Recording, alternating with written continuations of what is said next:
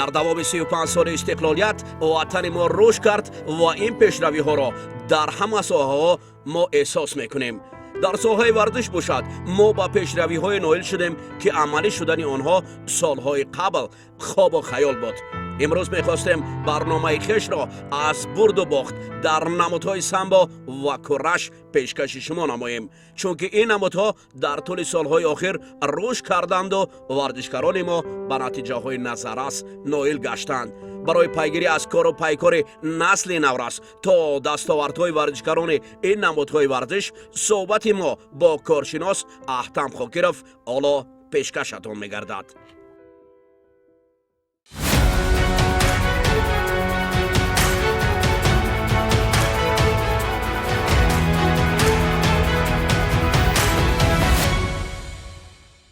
дуруду салом бинандаи азиз, мухлисон ва ҳаводорони варзиш. мо ин навбат тасмим гирифтем ки дар фазои шаҳри Душанбе, дар ин майдони боду ҳавои муаттар доштаи Душанбе суҳбат ороем. ин навбат мо барои суҳбат даъват кардем коршинос, мурраббӣ ва ҳамчунин ноиби якуми Федератсияи самбои ҷумҳурии Тоҷикистон ва ҳамчунин ноиби якуми Федератсияи курраши ҷумҳурии Тоҷикистон Аҳтам Хокировро дар ҳоле ки мо дар оғӯши Душанбешаҳр дар ин шоме ки фурӯзон аст бо ҳам муошират мекунем. Чӣ гуна худро ҳис мекунед ва чӣ андеша доред дар бораи ин? خب تشکر زیاد که شما ما رو دعوت کردید برای صحبت و در همین خیل فضای زیبای شهر دوشنبه که در دایره استقلالیت جمهوری تاجیکستان است و البته من خیلی هم خود رو نقض حس میکنم. رحمت کلام با شما. امید دارم که صحبت ما خیلی هم گرم و جوشان میگردد برای ورزش و تربیه نسل نورس که ما پیش گپ زدیم. شما امروز سرگردان یا از پشت تربیه نسل نورس هستید. یک لیگی که تشکیل کردن این لیگ مکتبچه‌ها دارد و عین مدعاست که در دوام تحصیل مکتبچه‌ها این اقدام رو پیش گرفتید. این اقدام چگونه به سر شما آمد و امروز چقدر مقدار مکتبچه‌ها به این لیگ هم بستگی دارند یا پیوستند؟ خب البته من گفتنی هستم که اول تشکر زیاد با محترم رئیس شهر دوشنبه رستم امامعلی که برای ما، برای کلی جوانان تاجیک، برای عموما برای نورسانی که شهر دوشنبه و چه زیبا، چه تالارهای زیبا است. باز چی گفتنی هستم که رئیس فدراسیای سامبوی تاجیکستان ظهورشاه نورمحمدزاده و رئیس فدراسیای کورش تاجیکستان عبدالملیک اوریپوف که در تحصیلی که در 2 سال با همکاری برای رشد رونق یافتن این دو نمود ورزش که در تاجیکستان علاقه میبینید چقدر پیش رفته ایستاده است و در یک جایگی ما فکر کردیم که اول در مکتبای میانه تالارهای ورزشی برپا کنیم و مکتب بچگان رو با تمام نمود ورزش دعوت کنیم، خصوصا با نمود سامبوی رزمی. خب میبینیم که علاقه طلبگار زیاد شده ایستاده است و نه فقط از فدراسیای سامبو، از فدراسیای کورش، بلکه از فدراسیای گشتین طرزی آزاد، از فدراسیای شینواری که در پیش ایستاده است. مسابقه 3 آگوست مسابقه اوید با شینواری بین مکتب بچگان برگزار میگردد که در اون ورزشگرانی از تمام نمود ورزش اشتراک میکنند. این علاقه مرحله ششمش است لیگ مکتب بچگان که الان که ما در پیش 5 مرحله لیگ مکتب بچگان برگزار کردیم.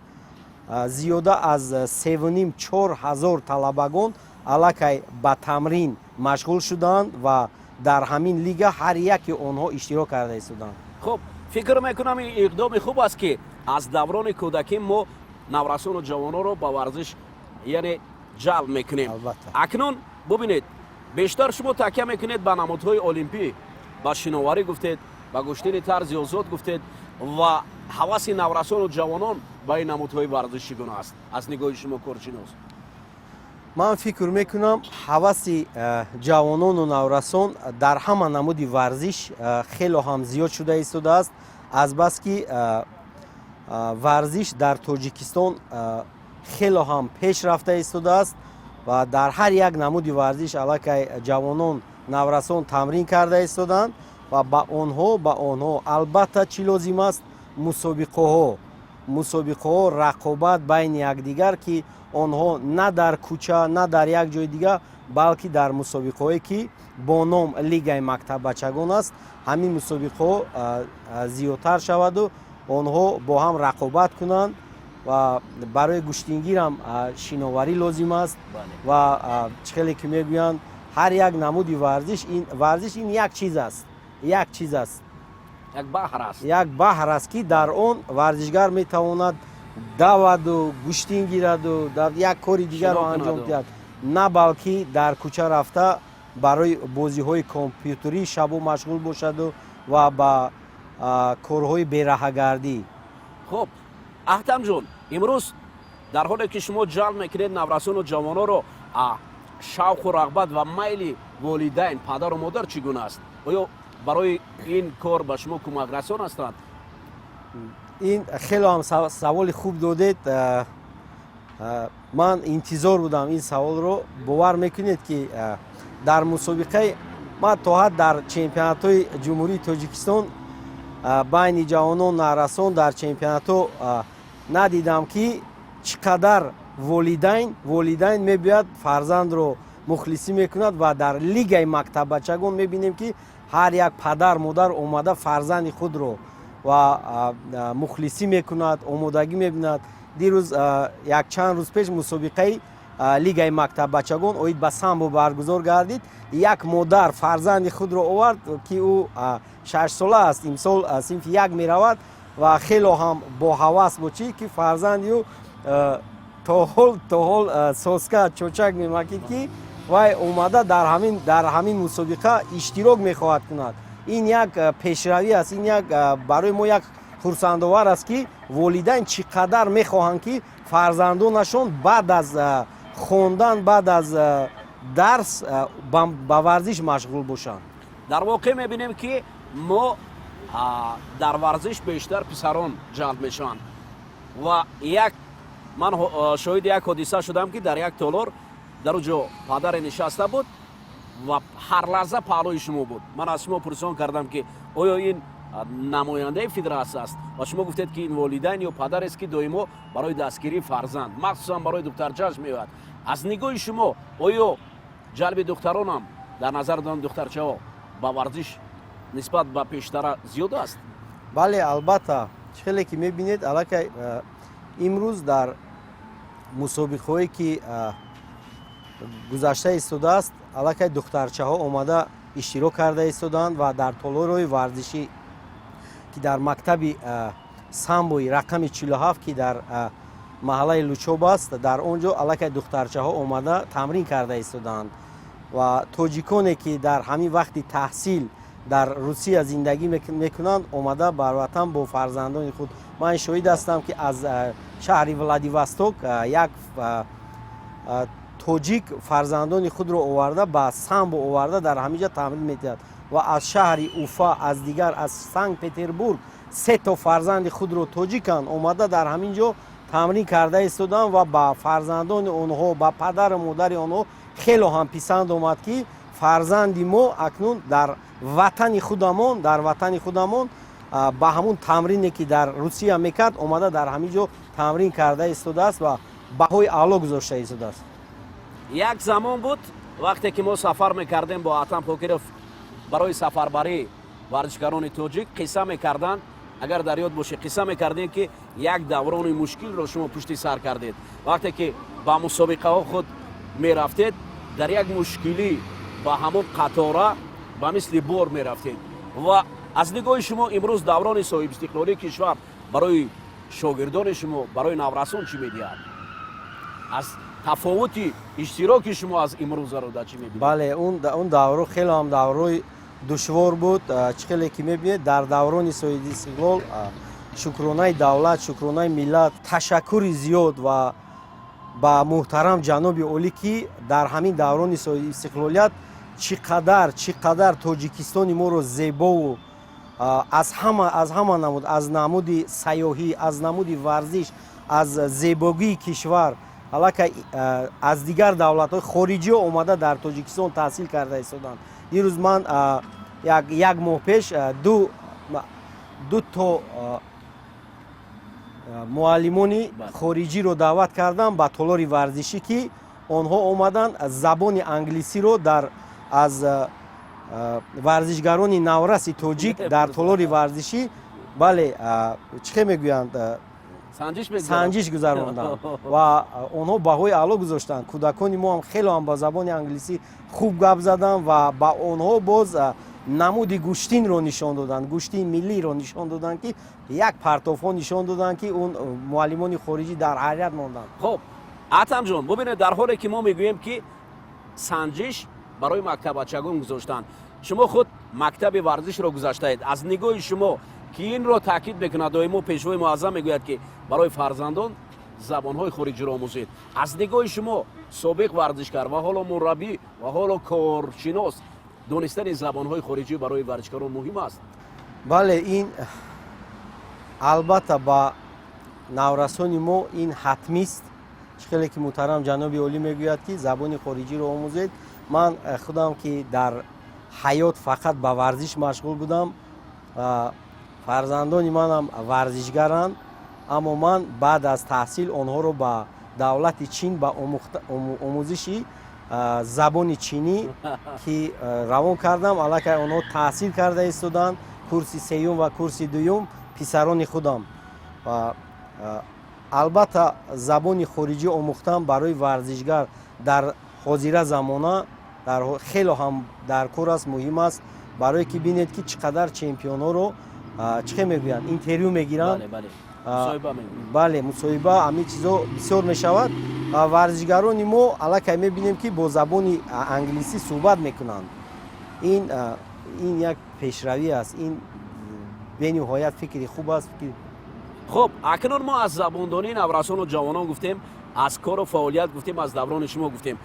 биёед як лаҳза бармегардем ба ду федератсие ки имрӯз фаъолият мекунад. ба ростӣ ин федератсиё қаблан ҳам фаъолият мекарданд, вале имрӯз пайваста мебинем ки як аҷибаш дар он аст ва хеле шавқовар аст вақте ки тоҷикистон махсусан ҳамин шаҳри дилрабошаҳр мизбони ин мусобиқот мегардад. ман дар назар дорам мизбони қаҳрамонии осиёи кураш, мизбони ҷоми ҷаҳони самбо ва оло идома дорад. бале чӣ гуна аст ва ин пешниҳодот чӣ гуна барои шумо мушарраф кардед ва аз ҷониби роҳбарияти ду федератсие ки ман ном бурдам чӣ гуна имрӯз диққат ҷалб мекунанд ба ин? хуб мо гуфтанӣ ҳастем ки барои рушд равнақ ёфтани ин ду намуди варзиш дар тоҷикистон дар ҳамин даврони соҳиби истиқлолият бинед ки дар толи кӯтоҳ дар 2 сол аллакай ин ду федератсия то кадом дараҷа мусобиқаҳое ки баргузор гардонд, бо ҷоми ҷаҳон ки дар соли 2025 оид ба самбо баргузор гардид дар шаҳри душанбе ва чемпионати осиё оид ба кураш.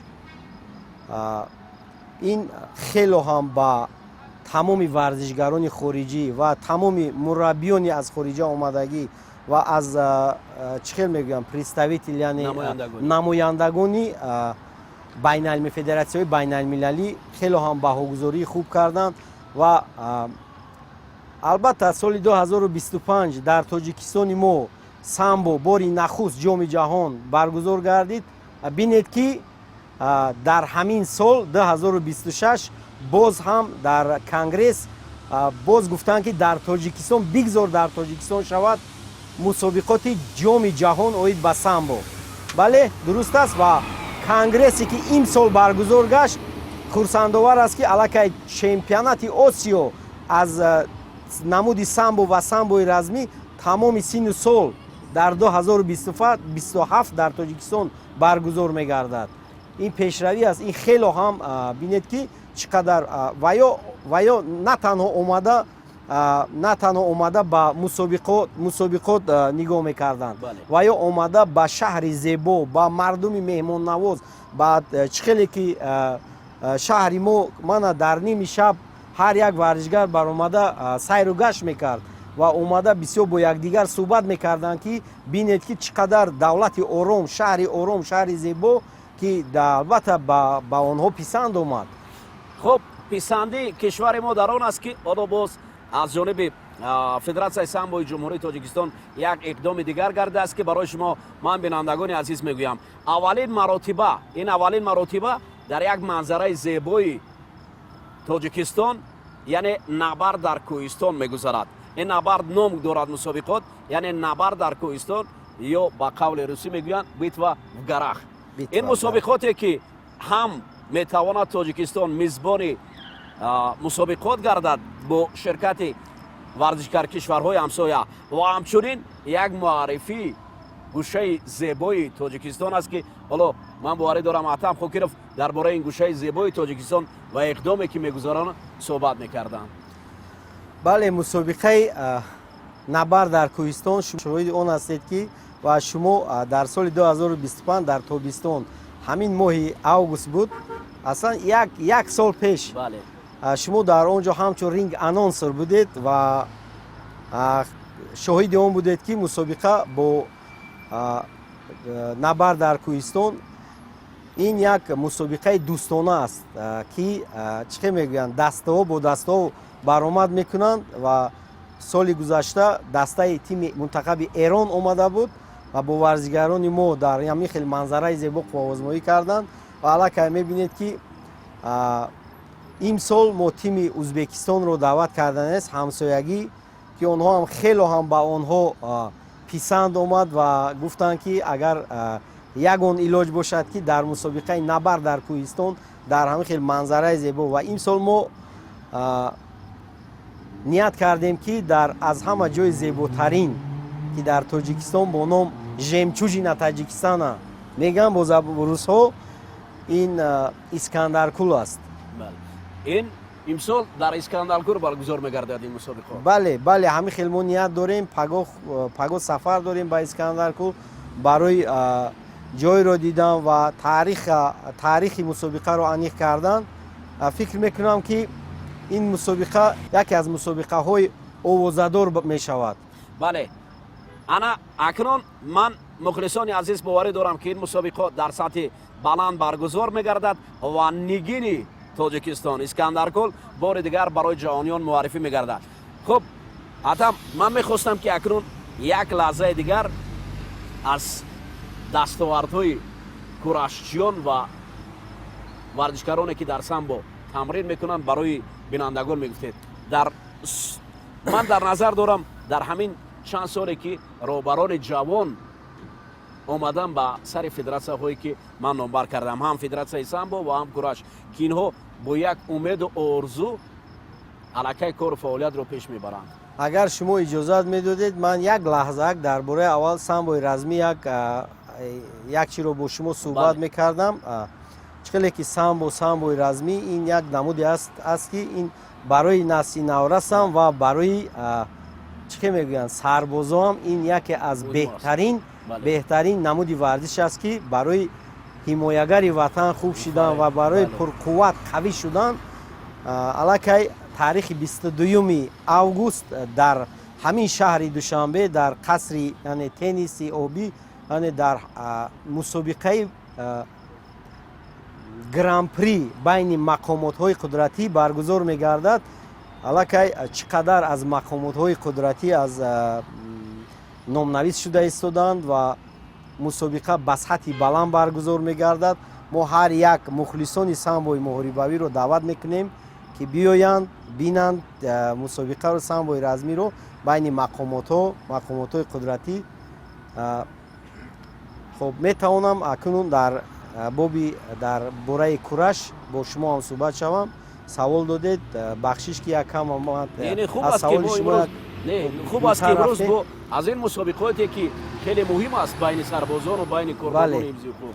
бале хуб кураш хеле ки медонед шоҳид будед ки абдумалик орипов ин раиси федератсияи кураши тоҷикистон аллакай 2 сол аст ки дар ҳамин федератсия роҳбарӣ мекунад ва дар ҳамин тӯли кӯтоҳ чанд қадар курашро дар тоҷикистон пеш бурда истодааст ва мусобиқаҳое ки то кадом дараҷа ба сатҳи ки чихеле ки раиси федератсияи кураши байналмилалӣ якчанд бор гуфта буд ки кураш ман нав курашро дидам ки